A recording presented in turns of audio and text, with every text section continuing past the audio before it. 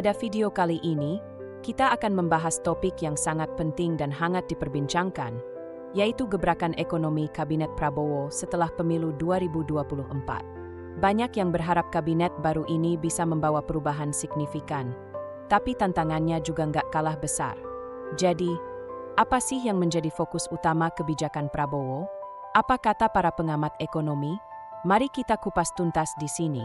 Setelah pemilu 2024, banyak pelaku usaha yang menaruh harapan besar pada kebijakan ekonomi Kabinet Prabowo.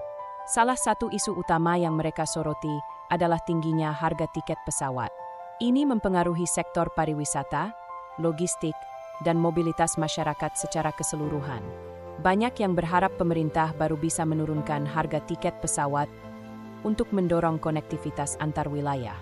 Selain itu, penurunan harga ini diharapkan bisa menghidupkan kembali sektor pariwisata yang sempat terdampak oleh pandemi.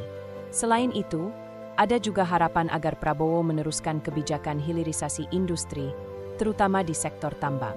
Ini sudah dimulai pada era Presiden Jokowi, dan banyak yang ingin melihat kebijakan ini dilanjutkan untuk memberi nilai tambah pada produk ekspor Indonesia, seperti nikel dan tembaga. Namun, tidak semua hal berjalan mulus. Pengamat ekonomi Bhima Yudhistira, Direktur Celios, menyebutkan bahwa pemerintah harus berhati-hati dengan kebijakan populis, seperti subsidi besar-besaran yang dapat memperburuk defisit APBN. Misalnya, kebijakan seperti subsidi bahan bakar atau bantuan langsung tunai bisa membantu masyarakat dalam jangka pendek, tapi bisa merusak stabilitas anggaran negara jika dilakukan tanpa perhitungan yang matang. Bhima mengatakan, kebijakan yang terlalu populis bisa berdampak buruk jika tidak diimbangi dengan reformasi fiskal yang kuat. Di sisi lain, banyak juga yang menyoroti efisiensi belanja negara. Misalnya, Fadhil Hasan dari Indef mengingatkan bahwa perlu ada reformasi kebijakan fiskal yang lebih efisien untuk menghindari pemborosan anggaran. Jangan sampai APBN terkuras karena belanja yang tidak produktif. Nah, ini adalah tantangan besar bagi Kabinet Prabowo. Infrastruktur dan modernisasi pertanian.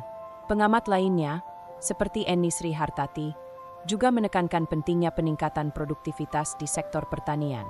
Menurutnya, pertanian Indonesia masih memerlukan banyak dukungan, terutama dalam modernisasi teknologi dan peningkatan infrastruktur di pedesaan.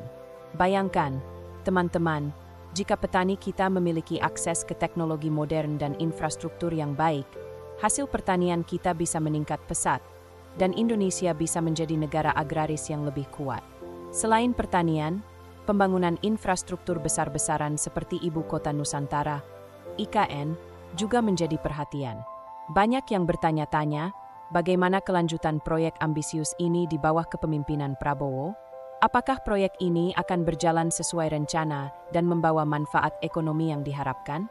Atau malah menjadi beban APBN? Pertanyaan ini masih menjadi teka-teki yang perlu kita tunggu jawabannya di masa depan. Kemandirian energi dan transisi ke energi terbarukan. Isu energi juga tidak kalah penting. Indonesia masih sangat bergantung pada energi fosil, dan transisi ke energi terbarukan menjadi tantangan besar.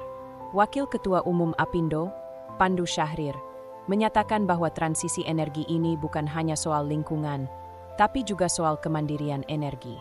Jika kita bisa mengurangi ketergantungan pada impor bahan bakar fosil dan beralih ke energi terbarukan seperti tenaga surya dan angin, ekonomi kita akan lebih stabil. Selain itu, hal ini juga penting untuk memenuhi komitmen global Indonesia dalam mengurangi emisi karbon. Namun, transisi ini bukan tanpa tantangan. Investasi besar-besaran dalam energi terbarukan dibutuhkan, dan pengamat memperingatkan bahwa butuh kerjasama erat antara sektor publik dan swasta untuk mewujudkan hal ini. Apakah Kabinet Prabowo bisa menghadapi tantangan ini? Kita tunggu saja. Jadi, teman-teman, itulah gambaran singkat tentang harapan dan tantangan ekonomi Kabinet Prabowo setelah pemilu 2024. Dari harga tiket pesawat, hilirisasi industri, kebijakan fiskal, hingga transisi energi, semuanya menjadi PR besar bagi pemerintahan baru. Para pengamat ekonomi juga telah memberikan pandangan mereka tentang hal-hal yang perlu diperhatikan agar ekonomi Indonesia bisa tumbuh dengan stabil dan berkelanjutan. Jika kalian punya pendapat atau harapan tentang kebijakan ekonomi Kabinet Prabowo, Jangan ragu untuk tulis di kolom komentar. Jangan lupa juga untuk like, share, dan subscribe agar kalian tidak ketinggalan pembahasan menarik lainnya. Sampai jumpa di video berikutnya.